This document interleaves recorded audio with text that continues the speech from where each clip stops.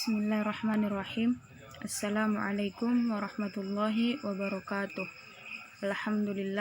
Alhamdulillahilladzi hadana lihada wa ma kunna linahtadiya laula an hadanallah. Baiklah, di sini saya akan mempresentasikan makalah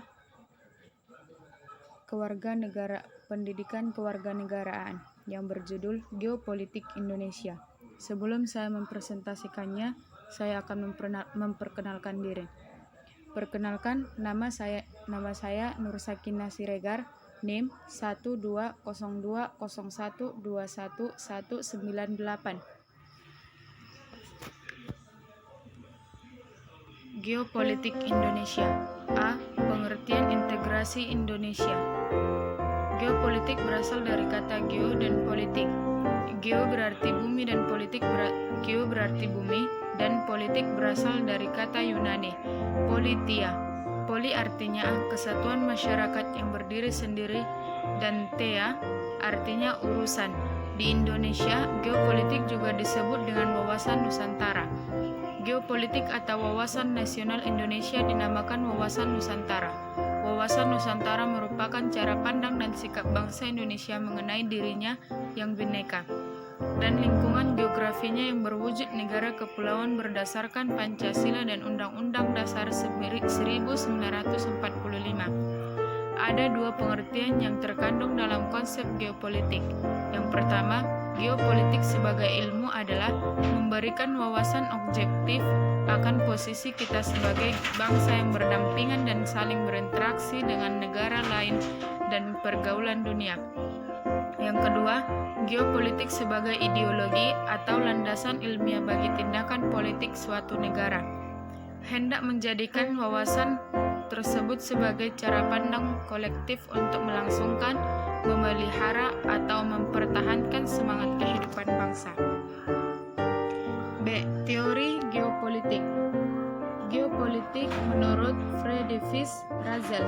Pokok-pokok teori Ratzel disebut teori ruang menyebutkan bahwa pertumbuhan negara mirip dengan pertumbuhan organisme atau makhluk hidup yang memerlukan ruang hidup cukup akan dapat tumbuh dengan subur melalui proses lahir, tumbuh, berkembang, mempertahankan hidup, menyusut, dan mati. Kekuatan suatu negara harus mampu mewadahi pertumbuhannya. Makin luas ruang dan potensi geografi yang ditempati kelompok politik dalam artian kekuatan, lebih besar kemungkinan kelompok politik itu tumbuh.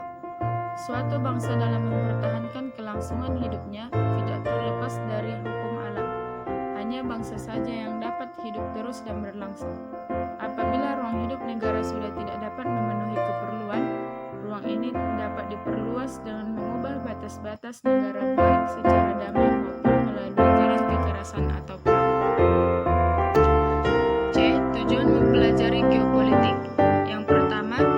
Tujuan yang pertama adalah perspektif geopolitik menyadarkan makna penting hidup bersama dalam ikatan kebangsaan. Yang kedua yaitu perspektif geopolitik dalam menyatukan visi, misi, dan tujuan kita dapat melangsungkan kehidupan bersama. D. Indonesia sebagai negara kepulauan. Yang pertama, zaman kolonial Belanda. Di zaman kolonial Belanda, wilayah Indonesia berupa wilayah daratan saja, sedangkan wilayah laut teritorial tidak pernah diukur.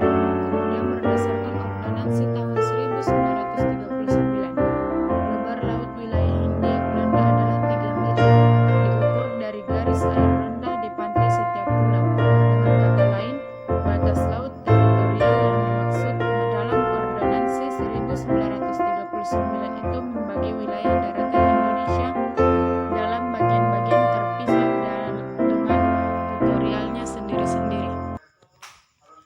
Yang kedua, deklarasi de Juanda. Sebagai sebuah wilayah berdaulat, pemerintah Indonesia menyadari bahwa ketentuan ordonansi 1939 tidak sesuai dengan kepentingan bangsa Indonesia. Oleh karena itu, pada tanggal 13 Desember 1957, pemerintah Indonesia mengeluarkan pengumuman mengenai wilayah perairan Indonesia yang kemudian dikenal sebagai Deklarasi de Juanda, menyebutkan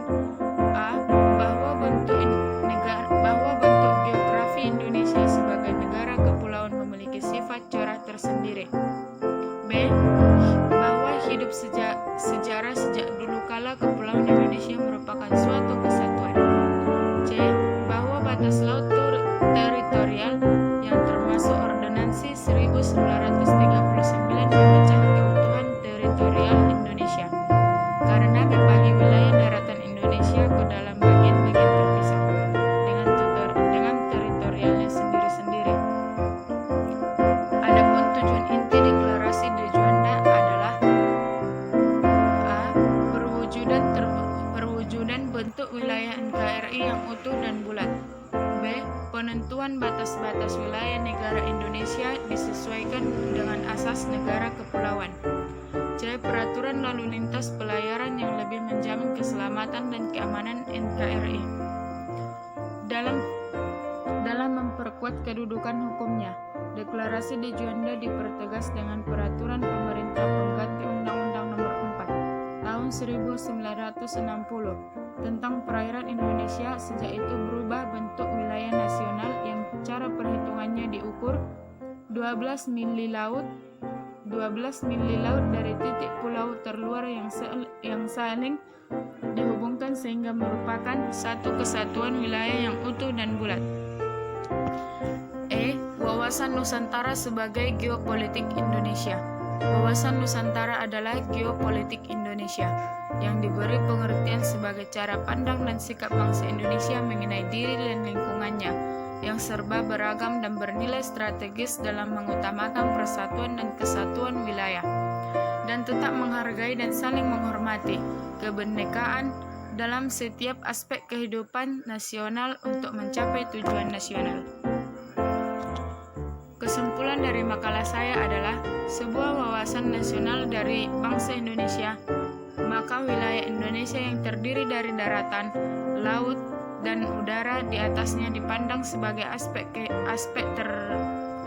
terpenting dalam wawasan nasional dan geopolitik Indonesia.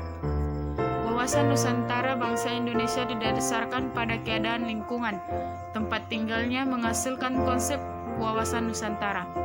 Jadi, wawasan Nusantara merupakan penerapan teori geopolitik Indonesia. Setiap bangsa memiliki cara pandang terhadap prinsip-prinsip kebangsaan dan tanah airnya masing-masing, dan kemudian disebut sebagai wawasan kebangsaan. Sehingga dengan berpedoman kepada cara pandang yang menjadi prinsip dasar kebangsaan itu, maka bangsa tersebut memiliki sikap dan jati diri sesuai dengan yang dianutnya. Mungkin sekian yang bisa saya paparkan. Apabila ada kata-kata saya yang salah, saya mohon maaf. Wabillahi taufik wal hidayah. Assalamualaikum warahmatullahi wabarakatuh.